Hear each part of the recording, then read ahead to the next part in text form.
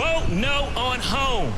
Vote no on home. Vote no on home. Stephen Brown has been here before, pushing back against Phase 1 of the Home Options for Middle-Income Empowerment, or HOME initiative, last December. We want this local government body to understand that the citizens aren't going anywhere. Was back Thursday, this time making his case against Phase 2, which could reduce minimum lot size requirements in the city. There is no equity overlay. There is no anti-displacement. We are rushing this process for a grant application. He's one of hundreds who signed up to speak, worried the initiative wouldn't actually make housing any more affordable, but stand to make developers even wealthier. You have to actually put in some type of protections to allow that density to come in, but also allow that housing to be more deeply affordable. Others were there to speak against redevelopment to make room for the Austin Light Rail. There has been no protection of these existing affordable units that are slated to be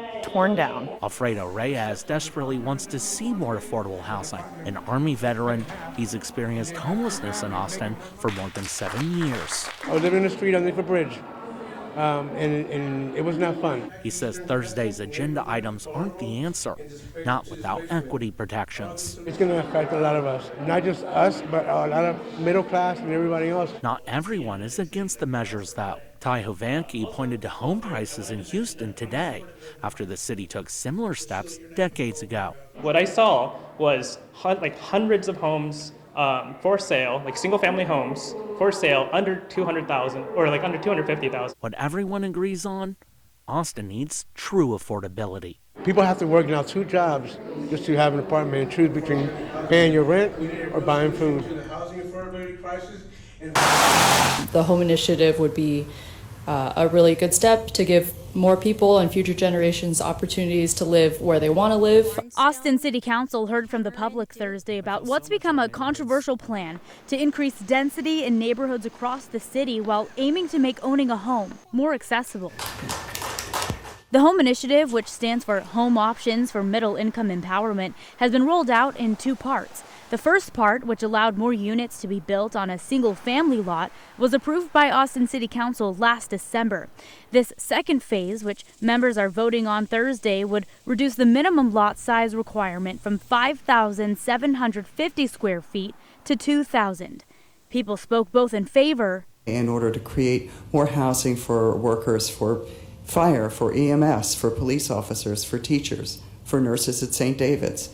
These are people who want to be in the community, who don't want to drive an hour and a half, who would like to be here. And against the plan, stating they want solutions for protecting those most vulnerable to being displaced. Without an equity anti-displacement overlay, low-income BIPOC neighborhoods will experience increased displacement pressures and will be targeted first for development. Others brought up how building homes on smaller lots might create a close-knit community that's less car-dependent. If we as a city are to meet our sustainability goals, we need to enable more people to live in walkable places close to where they work. I know for a fact that investors and developers do not have my well-being in mind.